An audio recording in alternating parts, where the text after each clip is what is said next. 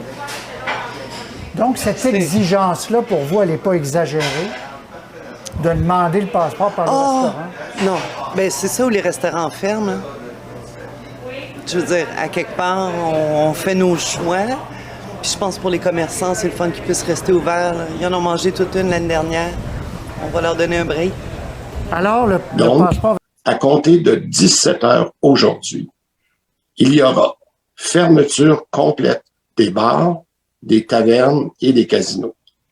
Fermeture des cinémas et des salles de spectacle.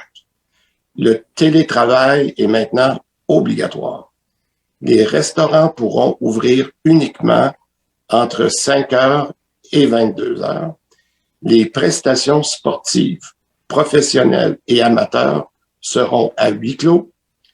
Fermeture des gyms, fermeture des spas, à l'exception des soins personnels. Est-ce que ça relève du fantasme de dire qu'à Noël, on pourrait retirer le port du masque en public obligatoire parce qu'on voit la vaccination des plus jeunes arriver, on n'a pas de date précise, mais est-ce que ça relève du fantasme? Vous voulez dire à la maison ou dans les lieux publics? Dans les lieux publics. Ça va dépendre de la couverture vaccinale. Je vais vous le dire bien honnêtement, là, c'est ça que je peux vous dire. Je pense que si on veut... mon fantasme de couverture vaccinale va être associé au fantasme d'enlever le masque, si vous me permettez d'utiliser cette expression-là. Moi, j'aimerais ça. Je vous avoue là, que là, la question, c'est quand est-ce que les vaccins vont être disponibles pour qu'on puisse faire la vaccination avant Noël. Mais très honnêtement, j'aimerais bien qu'on soit en mesure de pouvoir le faire. On verra selon l'épidémie. Une étude aux États-Unis, à l'Université de Californie, qui nous a démontré que le non-vacciné par rapport aux vaccinés vont dégager à peu près les mêmes charges virales. C'est-à-dire qu'il y a des individus qui ont beaucoup de charges virales, autant chez les vaccinés que chez les non-vaccinés, puis il y en a qui en ont presque pas, autant chez les vaccinés que chez les non-vaccinés. Donc, est-ce qu'un double vacciné risque de transmettre la maladie autant qu'un non-vacciné peut le faire? Mais cette étude-là prouve que ce que tu viens de dire, oui. Je suis quand même surpris de voir et d'apprendre cette étude-là, qui est très récente, je pense que ça date de la semaine dernière, qu'une personne qui est doublement vaccinée peut développer une charge virale. Donc le virus rentre en dedans d'elle et le virus se duplique là, pour augmenter sa quantité de virus en dedans d'elle. Et asymptomatique ou non asymptomatique, la charge virale est la même. Donc oui, tu as raison, considérant cette étude-là, une personne qui n'a aucun symptôme, qui était doublement vaccinée, pourrait contaminer l'air, ou du moins dans son environnement, aussi fortement qu'une personne qui n'a pas été vaccinée. Le ministre François Legault qui confirme qu'un passeport vaccinal sera mis en place. Et Louis-Charles, l'objectif est de freiner la propagation tout en évitant un reconfinement. Exact. En point de presse cet avant-midi, François Legault s'est dit préoccupé par le nombre de cas là, au Québec. C'est pourquoi un passeport vaccinal sera instauré.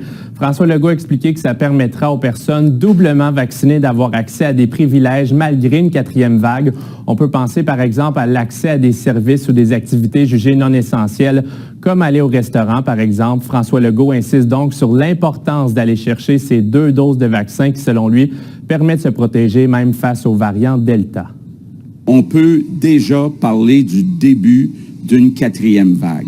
Donc, il faut être prudent et il faut prendre des décisions. Le principe derrière le passeport vaccinal, c'est que les personnes qui ont fait l'effort d'aller chercher leurs 2 doses doivent être capables de vivre une vie quasi normale. Absolument d'accord avec ça. Il peut bien faire ce qu'il veut. Ça me dérange pas, gros. C'est peut-être nécessaire, là, étant donné la situation, qu'il y en a plusieurs qui ne veulent pas se faire vacciner. Mais ça me dérange pas, moi. Et ça nous donne l'avantage d'aller où on veut. Et Louis-Charles, les experts le martèlent, la vaccination, c'est le nerf de la guerre. C'est notamment l'avis du microbiologiste Patrick Filion là, qui estime que la 4e vague sera la vague des non-vaccinés. Selon lui, là, il faut agir rapidement, notamment en instaurant le passeport vaccinal pour minimiser les impacts du variant Delta. On va le voir, hein, ça va être une vague de non-vaccinés. Donc, si dans la région de l'Outaouais, on est moins bien protégé, ça risque de frapper plus fort. Donc, est-ce qu'on pourrait, nous retrouver dans une région, on va dire, tu sais, comme rouge ou comme au printemps dernier, où on va avoir moins de privilèges que peut-être certaines autres régions du Québec là, qui ont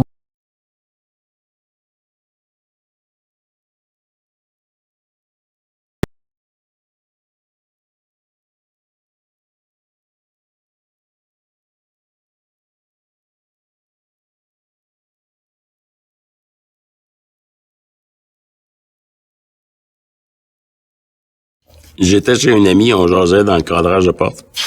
Rien de plus banal que ça. Mais 3 jours plus tard, grosse fièvre, fatigue, la difficulté à respirer, jusqu'à peu être capable de respirer. Avant, j'étais entrepreneur général. Aujourd'hui, j'ai une trachéo, puis je peux même plus travailler. J'ai demandé aux responsables... J'ai travaillé la semaine d'avant, puis j'y croyais plus ou moins, mais en tout cas, tu sais, même si on voyait ça partout, là. Fait que j'étais à voir, puis après ça, je me suis retourné chez nous. J'ai retourné chez nous, là, tu sais.